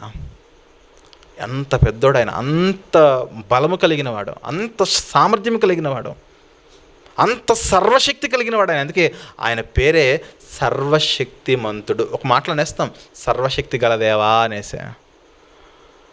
భూమిని, ఆయన చేస్తున్న కార్యాలను, సృష్టిలో ఆయన చేసిన కార్యాలు, ఇవన్నీ చూస్తే మనకు నిజంగా మైండ్ పోవాల్సిందే. దేవుడు సర్వశక్తిమంతుడు అనడానికి 2 రుజువులు చూసాము. ఒకటి, ఆయన సృష్టి చేసిన కార్యాలు. అంత మాత్రమే కాదు, కానీ ఆ సృష్టిని చేసిన కార్యాల్లో ప్రతిదాన్ని కూడా ఆయన పర్యవేక్షకుడుగా ఉండి పరిరక్షిస్తూ వస్తూ ఉన్నాడు. ఆయన నిర్వహిస్తూ వస్తున్నాడు. ఎవరికి ఏది కావాలో ప్రతి కాలంలో కూడా వాటికి తగిన కాలమందు ఆహారాన్ని సమస్తమును కూడా ఆయన సిద్ధపరుస్తూ వస్తున్నాడు. ప్రేమని దేవుని వల్లరా. ఇక 3వ రీజన్ చూద్దాం. 3వ రీజను, దేవుడు సర్వశక్తిమంతుడు అనడానికి ఒక చక్కటి ఆధారణ మనం గమనించినట్లయితే, దేవుడు ఆయన కలగజేసిన విమోచన ఏదైతున్నదో, రక్షణ విమోచన, అది ఎంత గొప్ప కార్యమో అంతే శక్తి కలిగిన కార్యం అదే. చూద్దాం ఒకసారి. రోమీలకు రాసిన పత్రిక 1వ అధ్యాయము, రోమీలకు రాసిన పత్రిక 1వ అధ్యాయము 16వ వచనం మనం గమనించినట్లయితే, రోమపత్రిక 1వ అధ్యాయము 16వ వచనం మనం చూస్తే, రోమీలకు రాసిన పత్రిక 1వ అధ్యాయం 16వ వచనంలో, సువార్తను గూర్చి నేను సిగ్గుపడిన వాడును కాను, ఏలైనగా నమ్ము ప్రతివానికి, మొదట యూదునికి గ్రీసు దేశస్థునికి కూడా రక్షణ కలగజేయుటకు అది దేవుని శక్తి అయి ఉన్నది. సువార్త ఏదైతున్నదో ఆ సువార్త యూదులకే కానీ, గ్రీసు దేశస్థులుగా పిలువబడుతున్న అన్ని జనులకే కానీ అది నమ్మితే గనక వారికి ఆ సువార్త రక్షణ కలగజేయుటకు దేవుని యొక్క శక్తి అదే. విమోచన, రక్షణ విమోచన కార్యములు చేసే విషయంలో దేవుని యొక్క శక్తిని మనం గమనించుకోవాలి. ఒకప్పుడు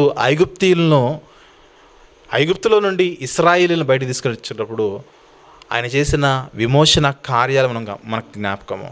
అలాగే మనమందరం కూడా లోకంలో ఉన్న పాపులందరినీ కూడా రక్షించట కొరకు యేసుక్రీస్తు ద్వారా మనల్ని విమోచించిన కార్యంలో ఆయన యొక్క శక్తిని మనకు జ్ఞాపకం చేస్తూ వస్తున్న ప్రియమైన దేవుని వారలారా, దేవుడు సర్వశక్తిమంతుడు అనడానికి మొదటి రుజువు సృష్టి, రెండవ రుజువు ఆ సృష్టిని ఆయన పరిరక్షణ చేస్తున్న విధానము, మూడవ రుజువు మానవాళి యొక్క రక్షణ కొరకు ఆయన ఇచ్చిన సువార్త, అది దేవుని యొక్క శక్తిగా కనబడుతుంది. ఇక నాలుగవ రుజువు చూస్తే ఆయన మృతులలో నుండి లేపుటకు శక్తిమంతుడు. ఆయన దేవుడు ఎవరు చెప్పండి? మృతులలో నుండి మనలను లేపుటకు శక్తిమంతుడు. యేసుక్రీస్తును లేపాడు, మనల్ని కూడా లేపుతాడు. పునరుత్థానం గురించి ఆయనకు శక్తి కార్యం చూద్దాం ఒకసారి. ఎఫెసీయులకు రాసిన పత్రిక 1వ అధ్యాయము 20వ వచనాన్ని మనం చూసినట్లయితే, ఎఫెసీయులకు రాసిన పత్రిక 1వ అధ్యాయము 20వ వచనాన్ని మనం చూసినట్లయితే, ఆయన బలాతిశయము చేత క్రీస్తును మృతులలో నుండి లేపి, దేని చేత లేపాడట? ఆయన యొక్క బలమును బట్టి లేపాడు. ఆ బలము కేవలం ఆయన మాత్రమే కలిగి ఉన్న బలము. మృతుల్లో నుంచి ఒక వ్యక్తిని లేపాలంటే దేవుడు కలిగి ఉన్న బలం అదే. తన బలము చేత ఆయన పునరుత్థానమును ఇస్తాడు. మృతులలో నుండి లేపుటకు దేవుడు శక్తిమంతుడు. మృతులను సజీవులుగా చేయుటకు దేవుడు శక్తిమంతుడు. అది దేవుని యొక్క క్యారెక్టర్. ప్రేమ దేవుని వల్ల దేవుని యొక్క శక్తి అది. ఈ పునరుత్థానం గురించి చాలా వచనాలను చూసుకోవచ్చు. పౌలు గారు కూడా ఏ విధము చేత నేను కూడా మృతుల్లో నుంచి లేస్తానంటాడు. దాని కొరకు నేను చేయాల్సిన కార్యాలన్నీ చేస్తానంటాడు పౌలు గారు. ప్రియమైన దేవుని వారలారా, దేవుడు సర్వశక్తిమంతుడని రుజువు చేయడానికి ఎన్నో కారణాలని కళ్ళ ముందుట. ఈ 4 చాలా ప్రాముఖ్యమైనవి. వాటిలో ఆయన సృష్టి కార్యాలు, సృష్టిని పరిరక్షించిన విధానము, అలాగే మనుషుల యొక్క రక్షణార్థమై మనుషులను విమోచించిన రక్షణ కార్యము, 4వదిగా మనుషులందరినీ కూడా వాళ్ళందరూ నిద్రిస్తూ ఉంటే, శాశ్వతమైన నిద్రలో ఉంటే వారిని సమాధుల్లో నుంచి లేపి తన సన్నిధికి చేర్చుకునే పునరుత్థాన కార్యం ఏదైతే ఉన్నదో ఆ కార్యమును కూడా జరిగించుటకు ఆయన సామర్థ్యం కలిగిన వారు. అంటే ఈరోజు చచ్చిపోతే రేపు లేపడం కాదు, ఈరోజు చచ్చిపోతే 3 రోజుల తర్వాత లేపడం కాదు. కొన్ని వందల వేల సంవత్సరాల క్రితం నువ్వు చచ్చిపోయినా నిన్ను మృతులలో నుంచి లేపి పునరుత్థానమును కలగజేసేది దేవుడు. అది దేవుని సామర్థ్యం. ప్రియమైన దేవుని వారలారా, దేవుని యొక్క శక్తి సామర్థ్యాల గురించి మనం ఆలోచన చేస్తే అవి తరగవు. దేవుడి గురించి కొన్ని ఉదాహరణగా బైబిల్లో చెప్పబడినవి చాలా ఉన్నాయి. అలంకారపూరితంగా దేవుని యొక్క శక్తి ఎంత ఉన్నతమైనదని అంటే, బాప్తిస్మిచ్చి యోహాను అంటాడు పరిసయ్యులారా, మీరేదో అబ్రహాము సంతానం అని ఉప్పొంగిపోకండి. దేవుడు తలుచుకుంటే రాళ్ల వలన కూడా మనుషులను, పిల్లలను దేవుడు పుట్టింపగలడం. దేవుని శక్తి అదే. దేవుడు అనుకుంటే అది చేస్తాడు ఖచ్చితంగా అన్నాడు కదా మత్తయి సువార్త 3వ అధ్యాయంలో. దేవుడు అనుకుంటే దేన్నైనా చేయగలడు. ఆయన అసాధారణమైన కార్యాలు చేయుటకు సర్వశక్తిమంతుడిగా మనం దేవుని చూడగలము. మత్తయి సువార్త 3వ అధ్యాయము 8, 9 వచనాలను చూసినట్లయితే, మత్తయి సువార్త 3వ అధ్యాయము 8, 9 వచనంలో, అబ్రహాము మాకు తండ్రి అని మీలో మీరు చెప్పుకొని తలంచుకొనవద్దు. దేవుడు ఈ రాళ్ల వలన అబ్రహాములకు పిల్లలు పుట్టింపగలడని మీతో చెప్పుచున్నాను. దేవుని సామర్థ్యం అది. దేవుడు ఏదైనా అనుకుంటే ఖచ్చితంగా చేసేస్తాడు ఆయన. దేవునికి ఎంత సామర్థ్యం నువ్వు గమనించాలి, దేవుడు ఎంత శక్తివంతుడో గమనించాలి. రాళ్ల వలన కూడా మనుషులను దేవుడు పుట్టింపగలడు. దేవుడు తన హృదయంలో అనుకుంటే చాలు. అందుకే కీర్తనాకారుడు దేవుని గురించి పరిశోధన చేసి ఒక మాట అనేసాడు. అంతే అంతకుమించి దేవుని గురించి ఏమీ లేదు. దేవుడు అనుకుంటే ఏదైనా చేసేస్తాడు. కీర్తనల గ్రంథంలో 115వ అధ్యాయంలో, కీర్తనల గ్రంథంలోని 115వ అధ్యాయము 3వ వచనం చూసినట్లయితే, 3వ వచనాన్ని కీర్తనల గ్రంథంలోని 115వ అధ్యాయము 3వ వచనం మనం చూస్తే, మా దేవుడు ఆకాశమందున్నాడు, తనకిచ్చ వచ్చినట్లుగా సమస్తమును ఆయన చేయుచున్నాడు. తనకి ఏదనిపిస్తే అది చేస్తాడు ఆయన. ఆయన్ని ఆటంకపరిచేవారు కానీ, ఈ పని నువ్వెందుకు చేస్తున్నావని ఆయన్ని ప్రశ్నించేవాళ్ళు కానీ, ఆయన శక్తి అయిపోవడము కానీ అసలు ఏది ఉండదు దేవునికి. నిరంతరము కూడా ఆయన చేయగలిగిన సామర్థ్యం అదే. ఉదాహరణ చెప్పిన బాప్తిస్మిచ్చి యోహాను గారు చెప్పిన మాట, దేవుడు తలుచుకుంటే రాళ్ల వలన పిల్లలను పుట్టిస్తటం. ఆశ్చర్యమైన కార్యాల్లో యేసుక్రీస్తు యొక్క జననమే ఎంతో అసాధారణమైన, అసాధ్యమైన, మనుషులకు అసాధ్యమైన కార్యం అదే. కన్యక గర్భవతి అవ్వడం అనేది, కన్యక గర్భవతి అవ్వడం అనేది అసాధారణమైన చర్య అయితే, ఆమె గర్భవతి అవుతున్న సమయంలో గబ్రియేలు దూత మాట్లాడుతున్న సందర్భంలో దేవుని గురించి మాట్లాడిన సందర్భాలు మనం చూద్దాము. లూకాసు వార్తలోని మొదటి అధ్యాయము 34వ వచనం మనం చూద్దాం. గబ్రియేలు దూత మాట్లాడిన తర్వాత మరియమ్మ మాట్లాడుతూ, మరియమ్మ అంటున్న మాట చూస్తే 34వ వచనంలో, అందుకు మరియా, నేను పురుషుణ్ణి ఎరగన దానినే నీవన్నట్లుగా నేను ఎలాగో కుమారుని కంటాను, నీవన్నట్లుగా నేను ఎలాగో గర్భము ధరిస్తానని అంటే, అప్పుడు దూతన్న మాట, పరిశుద్ధాత్మ నీ మీదకి వచ్చును, సర్వోన్నతుని శక్తి నిన్ను కమ్ముకొనును గనక పుట్టబోవు శిశువు పరిశుద్ధుడై దేవునికి కుమారుడనబడును. నీవు కన్యకవే, పురుషుణ్ణి ఎరగని దానివే, అయినా నువ్వు గర్భాన్ని ఎలా ధరిస్తావంటే, నన్ను పంపించిన దేవుడు, నీ గర్భంలో తమ కుమారుని ఉంచబోతున్న దేవుడు మామూలు దేవుడు కాదు. ఆయన అసాధారణమైన, ఆశ్చర్యమైన కార్యాలను చేయుటకు ఆయన సామర్థ్యము కలిగిన వారు.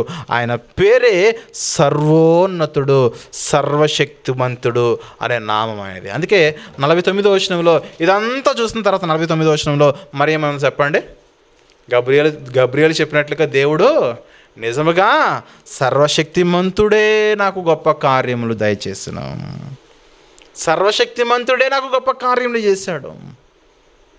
ఆయన అనుకుంటే దేనినైనా చేయగలడు. జాగ్రత్త, మనుషులుగా అది వరకు చూడని సంగతులు ఏవైతే ఉన్నావో వాటన్నిటిని కూడా దేవుడు చేయగలడు. ఎర్ర సముద్రము నీళ్లు పాయలైపోయి గోడల మాదిరి నిలిచిపోయినాయట. మనుషులు చేయగలరా? మనుషులు చేయాలంటే పెద్ద పెద్ద డ్యాములు కట్టుకుంటూ వెళ్ళిపోవాలి. ఈ సముద్రాల్లో ఎంత పెద్ద డ్యాములు కడితే మాత్రం ఏం ప్రయోజనం చెప్పండి? మనిషి ఇప్పుడు సాహసించలే సముద్రం ఈ చివరి నుంచి ఆ చివరి వరకు సముద్రం ఒక బ్రిడ్జ్ కట్టాలని. ఏదో ఎక్కడ ఒక చిన్న పాయ ఉంటే 2-3 కిలోమీటర్లు కట్టగలిగాడు, కానీ సముద్రం మధ్యలో నుంచి కట్టుకుని వెళ్ళే ప్రయత్నం చేయలేదు. ఎందుకంటే సముద్రము తీరంలో ఉన్నంత లోతు లోపలికి వెళ్ళే కొలిది లోతు పెరుగుతూ ఉంటుంది. కొన్ని కిలోమీటర్ల లోపలికి వెళ్ళిపోవాలి. పునాదులు వేయడానికి కూడా మనిషి దగ్గర ఉన్న డబ్బులు సరిపోవు. కానీ దేవుడు చూడండి, ఆ సముద్రాన్ని దేవుడు పాయలు చేసి ఆన్ ద టైంలో దాన్ని ఆరిపోయేలా చేసి ఇశ్రాయేలు సేనల్ని నడిపించుకుంటూ తీసుకెళ్ళిపోయాడంటే ఎంత గొప్ప సామర్థ్యమో చూడండి. యోర్దాను యొక్క నీటిని ఆయన అలా జలరాశులను ఆపేస్తాడనంటే ఆయన సామర్థ్యం ఏంటో గమనించండి. సరే, నదులు అంటే మనుషులు కూడా చేయగలరు, ఎందుకంటే మొత్తం ఆనకట్ట కట్టేసిన స్టాప్ చేస్తారు. కానీ సముద్రమే చూడండి ఒకసారి, దేవుని యొక్క కార్యము, ఆయన శక్తి అది, ఆయన సామర్థ్యం అది.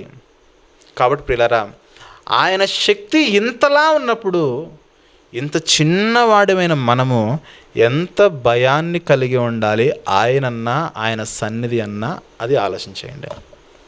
ఎంతగా మనం దేవునికి కృతజ్ఞత కలిగి ఉన్నాం. కనేసి వదిలేలే మనల్ని దేవుడు. తల్లి గర్భంలో ప్రవేశపెట్టి వదిలేలా, తల్లి గర్భంలో ఉండగానే ఆయన చేతుల్లో మనల్ని రూపించాయి, నిర్మాణము చేపట్టాయి. పోనీ గర్భంలోంచి బయటకు వచ్చిన వదిలేసాడంటే నో, మనకి ఏది కావాలో సమస్తమును కూడా ఆయన దయచేస్తూ ఈరోజు ఈ స్థితిలోనికి దేవుడు తీసుకొచ్చాడు. అందుకు మనము దేవునికి కృతజ్ఞత కలిగి ఉండాలి. అందుకు మనము దేవుని ఎల్లప్పుడూ కూడా మనము ఆరాధించేవారుగా ఉండాలి. ప్రియమైన దేవుని వల్ల ఎందుకు వింటున్నాను చెప్పండి? వాక్యం వింటే మనలో దేవుడంటే భయము రావాలి. ఆ భయము ఆయన చేసిన కార్యాలు మనకు జ్ఞాపకం చేస్తాయి. ఆ భయం వల్ల దేవునికి మనం ఎల్లప్పుడూ కూడా కృతజ్ఞత కలిగి ఉండాలి. ఆ కృతజ్ఞత వల్ల మనం ఎల్లప్పుడూ కూడా దేవుని మనము ఆరాధించేవారుగా ఉండాలి.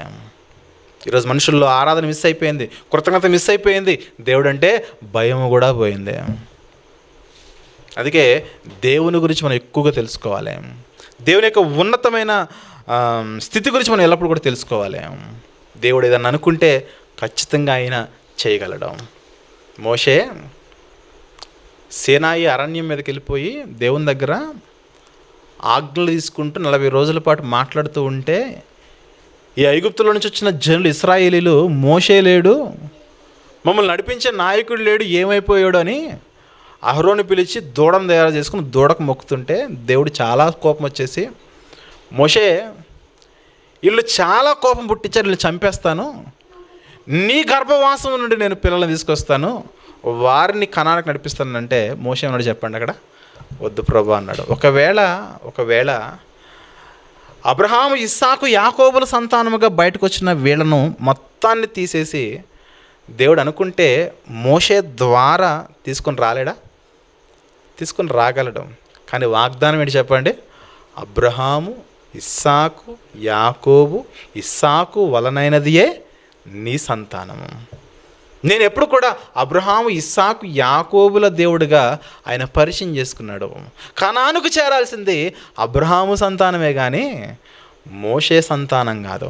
మీరు గమనించాలి, అక్కడ కేవలము దేవుడు తను చేస్తానన్న కార్యం గురించి చెప్పడం మాత్రమే కాదు కానీ మోషేని కూడా పరీక్షిస్తున్నాడు. ఒకవేళ మోషే వద్దు ప్రభు అన్నాడు కానీ చెయ్యి ప్రభు అంటే మోషే ఒకటి అక్కడ, అంతే కదా. కొన్ని సందర్భాల్లో అవతల వాళ్ళ యొక్క హృదయాంతరంగంలో ఏముందో తెలుసుకునే ప్రయత్నం చేస్తూ ఉంటాం.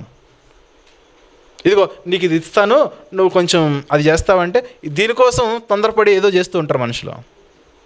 అక్కడ మోషే అక్కడ దాన్ని తీసుకోలేదు. ప్రభువా నీ వాగ్దానం చూసావా, అబ్రహాము, ఇస్సాకు, యాకోబులకు చేసిన వాగ్దానం చూసావా, ఆ వాగ్దానం ప్రకారంగా అబ్రహాము సంతానం వెళ్ళాలి కానీ మోషే ఏ పాటివాడు. కానీ దేవుడు అనుకుంటే మోషేకు కూడా పిల్లల్ని ఇచ్చి మోషేను కూడా గొప్ప చేసి అబ్రహామును గొప్ప చేసిన దేవుడు మోషేను గొప్ప చేయలేడా? చేయగలడు. ఆయనకు అసాధ్యమైనది అంటూ ఏదీ లేదు. కాబట్టి ప్రియమైన దేవుని వారలారా, దేవుని యొక్క కార్యాలను గమనిస్తున్నప్పుడు ఆయనకు అసాధ్యమైనది ఏదీ లేదని మనము గమనించుకోవాలి. ఆదికాండంలోని 18వ అధ్యాయము 14వ వచనం చూస్తే, ఆదికాండంలోని 18వ అధ్యాయము 14వ వచనాన్ని మనం చూసినట్లయితే, ఆదికాండంలోని 18వ అధ్యాయము 14వ వచనం చూస్తే, యెహోవాకు అసాధ్యమైనది ఏదైనా ఉన్నదా? దేవునికి అసాధ్యమైనది ఏదన్నా ఉన్నదా? లేదు కదా, అది కాదు కదా. తర్వాత యోబు గ్రంథం 42వ అధ్యాయంలో, యోబు గ్రంథం 42వ అధ్యాయంలో 2వ వచనం చూస్తే, యోబు గ్రంథంలోని 42వ అధ్యాయం 2వ వచనం చూస్తే, నీవు సమస్త క్రియలను చేయగలవనియు. యోబు గారు మాట్లాడుతున్న మాట, దేవా నీవు సమస్త క్రియలను చేయగలవనియు, నీవు ఉద్దేశించినది ఏదియు నిష్ఫలము కానేరదనియు నేను ఇప్పుడు తెలుసుకుంటుని. నీ గురించి విన్న తర్వాత నాకు అర్థమైంది ఏంటంటే, నువ్వు ఏదైనా అనుకుంటే అది వెంటనే జరిగిపోతుంది. నీ వల్ల కాని పని అంటూ ఏదీ లేదు, నీవంత శక్తి సామర్థ్యం కలిగిన వాడు నీవంటాడు. యోబు గ్రంథం 42వ అధ్యాయం 2వ వచనం చూసాము.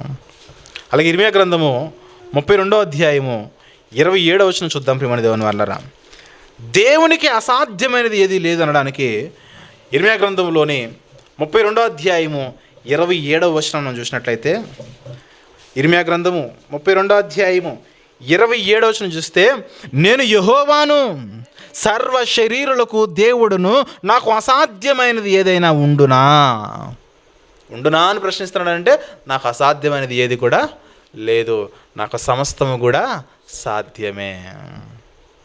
కొన్ని కార్యాలు, దేవుడు చేసిన కార్యాలు మనుషులుగా మనకి ఆశ్చర్యము పుట్టిస్తాయి. నీవు కలగజేసిన విధమును చూడగా నాకు భయమును ఆశ్చర్యం అంటాడు. కానీ దేవునికి అది ఏమాత్రం కూడా ఆశ్చర్యం కాదు. అది ఆయనకు జనరల్గా నార్మల్ కార్యాలు అవే, రెగ్యులర్గా చేసే కార్యాలు అవే, అంతేనా. తాజ్మహల్ మనం మొట్టమొదటిసారి చూస్తాం అనుకోండి, ఇంకొంచెం యాంగ్జైటీకి ఫీల్ అవుతాం. రోజు చూసేవాడికి ఏముందిలే. సముద్రాన్ని రోజు చూసేవాడికి ఏమైనా అనిపిస్తుందా? ఏమనిపిస్తుందా? నార్మలే. కానీ ఏదో ఒక రోజు మాత్రం సముద్రం దగ్గరికి వెళ్తే అది అద్భుతం, అది ఆశ్చర్యం. పోస్ట్ మార్టం రోజు చూసేవాడికి ఎలా ఉంటుంది చెప్పండి? భయం. పోస్ట్ మార్టం రోజు చేసేవాడికి అది మామూలే, కానీ ఎప్పుడో ఒకసారి చూసేవాడికి భయం. దేవుని కార్యాలు కూడా అదే. దేవుడు చేస్తున్న కార్యాలు జనులకు ఆశ్చర్యము, కానీ దేవునికి అవి ఆశ్చర్యం కాదు. అందుకే అంటాడు జకర్యా గ్రంథంలో, జకర్యా గారితో, జకర్యా గ్రంథంలోని 8వ అధ్యాయము, జకర్యా గ్రంథంలోని 8వ అధ్యాయము 6వ వచనం మనం చూసినట్లయితే యెరూషలేమునకు నేను చేస్తున్న కార్యముల గురించి మాట్లాడతాడు. 8వ అధ్యాయం ప్రారంభం నుంచి చూస్తే యెరూషలేమునకు సంబంధించిన కార్యాల గురించి, యెరూషలేమునకు నేను చేసినవి చేయబోతున్నవి అని దేవుడు మాట్లాడిన తర్వాత 6వ వచనంలో దేవుడు మాట్లాడుతున్నాడు, సైన్యములకు అధిపత్యకు యెహోవా సెలవిచ్చినది ఏమనగా, ఆ దినముల యందు శేషించుచున్న జనులకిది ఆశ్చర్యమని తోచినను నాకు మాత్రము ఆశ్చర్యమని తోచునా. నేను మీ కొరకు చేస్తున్న కార్యాలు ఏవైతే ఉన్నావో ఆ కార్యాలు జనాలకు ఆశ్చర్యం అనిపిస్తుందేమో, కానీ నాకేమైనా ఆశ్చర్యం అనిపిస్తుందా? నాకు కామనే కదా. ఐగుప్తుల్లో ఉన్న వాళ్ళని తీసుకొచ్చాను, ఫిలిస్టీన్లో ఉన్న వాళ్ళని తీసుకొచ్చాను, మోయాబుకి వెళ్ళిపోతే తీసుకొచ్చాను, ఏదోమికి వెళ్ళిపోతే తీసుకొచ్చాను, ఐగుప్తుకి వెళ్ళిపోతే తీసుకొచ్చాను, అష్షూరుకి వెళ్ళిపోతే తీసుకొచ్చాను, బబులోనికి వెళ్ళిపోతే తీసుకొచ్చాను, ఎక్కడికి వెళ్ళినా నేను తీసుకొస్తాను. నాకేదన్నా ఆశ్చర్యమా? నాకు ఆశ్చర్యం కాదు. నీకు నేను చేసిన ఏదైనా కార్యము నీకు ఆశ్చర్యంగా ఉంటే కనుక అది నీ విషయం, కానీ నేను చేస్తున్న కార్యాలను బట్టి నాకేం ఆశ్చర్యం కాదు. ఎందుకంటే ఆ కార్యాలను రెగ్యులర్గా చేస్తాను, నేను రెగ్యులర్గా చేసే పనులు మామూలే, కానీ ఎప్పుడో ఒకసారి చేసే పనులు మాత్రం ఖచ్చితంగా ఆశ్చర్యమే. అలా దేవుడు అనాది కాలం కానీ చేస్తున్న కార్యాలు చూస్తే ఆయనకేం కొత్తగా అనిపించట్లే. మొన్న చేసినవే నిన్న చేశాను, నిన్న చేసినవే ఈరోజు చేశాను, ఈరోజు చేసినవే రేపు చేస్తాను. ఇది దేవుని దినచర్య. ఇది మొన్న చేసిన కార్యాలు నిన్న చేశాడు, నిన్న చేసిన కార్యాలు ఈరోజు చేసిన కార్యాలు రేపు. అలా నిరంతరము ఆయన పరిరక్షకుడుగా ఉండి పరిరక్షిస్తూనే ఉన్నాడు. దేవునికి అసాధ్యము అయినది ఏదన్నా ఉన్నదా? ధనవంతుడు పరలోక రాజ్యంలో ప్రవేశించుట అసాధ్యము. సూది బెజ్జములో ఒంటె వెళ్ళిపోతుందేమో, కానీ ధనవంతుడు పరలోక రాజ్యంలోనికి ప్రవేశింపడు అన్న సందర్భంలో దేవునికి అసాధ్యమైనది ఏదైనా ఉన్నదని యేసుక్రీస్తు వారు మాట్లాడతారు. చూద్దాం. మత్తయి సువార్తలోని 19వ అధ్యాయము, మత్తయి సువార్తలోని 19వ అధ్యాయము 23వ వచనం నుండి 26వ వచనం వరకు చూస్తే, మత్తయి సువార్తలోని 19వ అధ్యాయము 23 నుంచి, యేసు తన శిష్యులను చూచి, ధనవంతుడు పరలోక రాజ్యంలో ప్రవేశించుట దుర్లభమని మీతో నిశ్చయముగా చెప్తున్నాను. ఇదిగాక ధనవంతుడు పరలోక రాజ్యంలో ప్రవేశించుట కంటే సూది బెజ్జములో ఒంటె దూరుట సులభమని మీతో చెప్పుచున్నాను. నేను. శిష్యులు ఈ మాట విని మిక్కిలి ఆశ్చర్యపడి, శిష్యులకు ఆశ్చర్యపడి అలాగైతే ఎవడు రక్షణ పొందగలడు ప్రభు అని అడగగా, యేసు వారిని చూచి, ఇది మనుషులకు అసాధ్యమే. ఏది? సూది బెజ్జములో ఒంటెను దూర్చుట మనుషులకు అసాధ్యమే, కానీ దేవునికి సమస్తమును సాధ్యమని చెప్పాను. ఆయన అంత శక్తి కలిగిన వాడుగా మనం గమనించుకోవాలి. చివరిగా ఒక మాట చూపిస్తాను. ఎఫెసీయులకు రాసిన పత్రిక, మీరు గమనిస్తున్నారో లేదో, ఆయన గురించి రాయబడిన రిఫరెన్సులు చూడడానికే మనకు కష్టమైపోతుంది, సమయం అయిపోతుంది. ఇక చేసిన ఆయన ఇంకెంత కష్టపడి శ్రమపడి ఎంత శక్తిని ఆయన వినియోగించుకుంటాడో మనం గమనించాలి. ఒక గంట మన శక్తిని దేవునిలో వినియోగించడానికే మనం నీరసించిపోతాము, ఆవలింతలు వస్తాయి, ఏమేమో వస్తూ ఉంటాయి. దేవుని చూడండి ఒకసారి, దేవుని యొక్క స్థితిని చూడండి ఒకసారి. అవునా? ఎఫెసీయులకు రాసిన పత్రిక 3వ అధ్యాయంలో 20వ వచనం చూస్తే, ఎఫెసీయులకు రాసిన పత్రిక 3వ అధ్యాయంలో 20వ వచనం చూస్తే, మనలో కార్యసాధకమైన తన శక్తి చొప్పున, ఏమన్నా చెప్పండి, మనలో కార్యసాధకమైన తన శక్తి చొప్పున మనము అడుగు వాటన్నిటికంటేను, తర్వాత మనము ఊహించు వాటికన్నిటికంటేను అత్యధికముగా చేయ శక్తి గల దేవునికి, మనము అడిగే వాటిని, మనం ఊహించుకున్న వాటిని దేవుడు చేస్తున్నాడు. ఇంతకీ మనములో ఎవరున్నారు చెప్పండి? ఈరోజు చదువుతున్న మనమా? ఒకనాటి ఎఫెసీలా? ఒకనాటి ఇశ్రాయేలీలా? దేవుని వైపు ఎందరైతే చూసి దేవా మాకు ఇది కావాలని అడుగుతున్నారో అందరికీ కూడా అత్యధికముగా ఆయన ఊహించు వాటి కంటే అత్యధికంగా చేయగల శక్తి గల దేవుడని మనం మాట్లాడుతున్నాము. క్రీస్తు యేసు మూలముగా సంఘముల్లో తరతరములు సదాకాలం మహిమ కలగన్నాడని విషయం గమనించినట్లయితే, మనము అడుగు వాటన్నిటికంటేను, మనము ఊహించు వాటన్నిటికంటేను అత్యధికంగా చేయ శక్తి గల దేవుడు, అత్యధికముగా చేయ శక్తి గల దేవుడు. మనమంటే ప్రారంభం నుంచి మనుషులు దేవుణ్ణి ఏదో ఒకటి అడుగుతూనే ఉన్నారు. దేవా మాకు ఇది కావాలని ఊహించుకుంటూనే ఉన్నారు. మనం అడుగుచున్న వాటికంటే, దేవుడు ఇస్తాడని మనం ఊహించుకున్న దానికంటే అత్యధికముగా దేవుడు ఎన్నో కార్యాలు చేస్తున్నాడు. ఆయన శక్తి ఇంకెంత గొప్పది చెప్పండి. ఒక ఊరిలో, ఒక ఇంటిలో ఉన్న ఈ కార్యాలను చేయడానికే మనకు కష్టమైపోతూ ఉంటుంది. లేదా ఒక గ్రామాన్ని నడిపించడానికే మనకు కష్టమైపోతూ ఉంటుంది. ఒక గ్రామానికి భోజనాలు పెట్టాలంటేనే చాలా కష్టమైన చర్య. ఒక గ్రామంలో ఉన్న వారందరూ కూడా మాకు ఇది కావాలి, ఇది కావాలంటే పంచాయతీ ప్రెసిడెంట్ అవుట్గా అందరి కోరికలు తీర్చడానికి ఆయన దగ్గర ఏం సరిపో. ఒక ఎంపీటీసీ, ఒక జెడ్పీటీసీ, ప్రతి గ్రామం నుంచి వాళ్ళ దగ్గరికి పిటిషన్స్ వస్తున్నాయి అనుకోండి, కంప్లైంట్లు వస్తున్నాయి అనుకోండి, వాళ్ళు ఇచ్చే ప్రతి కంప్లైంట్ కూడా వీళ్ళు నెరవేర్చలేదు. ఒక సీఎంని చూడండి, అందరూ ఇచ్చే కంప్లైంట్ని ఆయన నెరవేర్చలేడు. ఎందుకంటే అందరికీ న్యాయం చేయడం ఆయన వల్ల కాదు, బడ్జెట్ సరిపోదు. కానీ దేవుడు చూడండి, తరతరముల్లో, గతములో, భవిష్యత్తులో, వర్తమానంలో ఎందరైతే ఉన్నారో, ఎందరైతే అడుగుతున్నారో, అడుగుచున్న వాటిని గురించి, ఊహించున్న వాటి గురించి, వాటన్నిటికంటే అత్యధికంగా దేవుడు మేలులు చేస్తూ తన శక్తిని ప్రదర్శిస్తూ వస్తున్నాడు. ప్రియమైన దేవుని వాళ్ళరా, అది అందుకు ఆయన సర్వశక్తిమంతుడు. ఆయన ఇది ఒక కాలానికి ఆయన శక్తి పరిమితమైనది కాదు.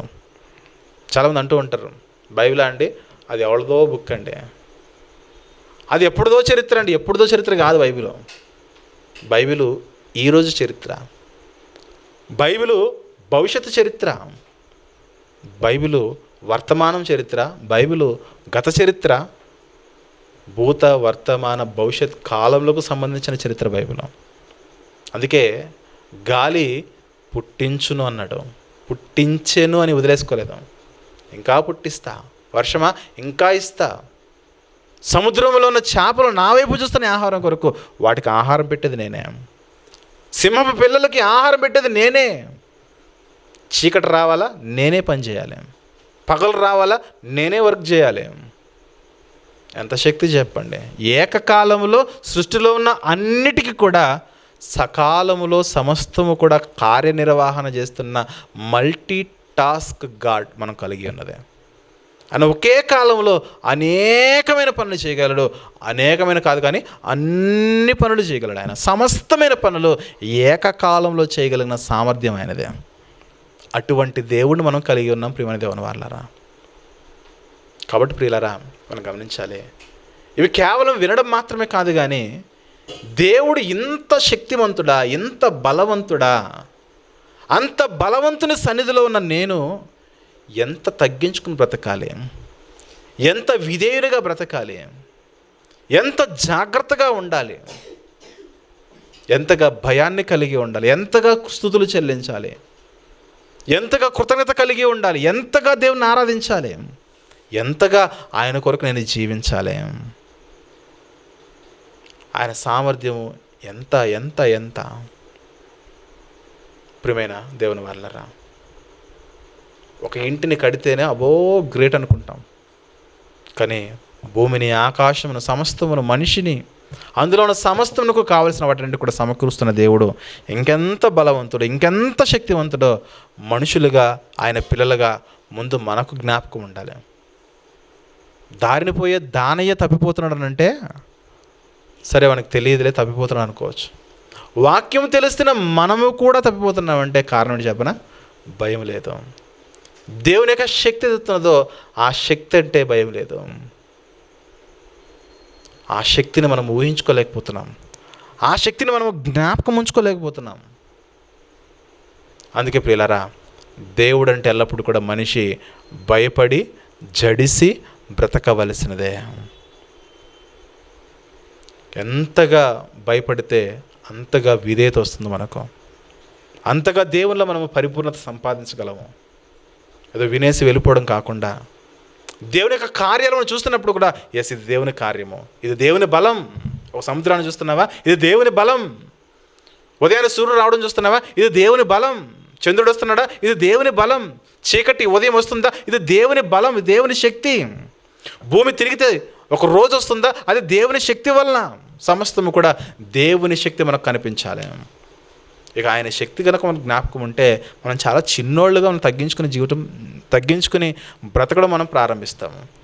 ఆయన శక్తి మరిచిపోయిన వాడే ఎగిరెగిరి పడుతూ ఉంటాడు. దేవుడు మర్చిపోయి దేవుణ్ణే విసర్జించే కార్యాలు చేస్తూ ఉంటారు.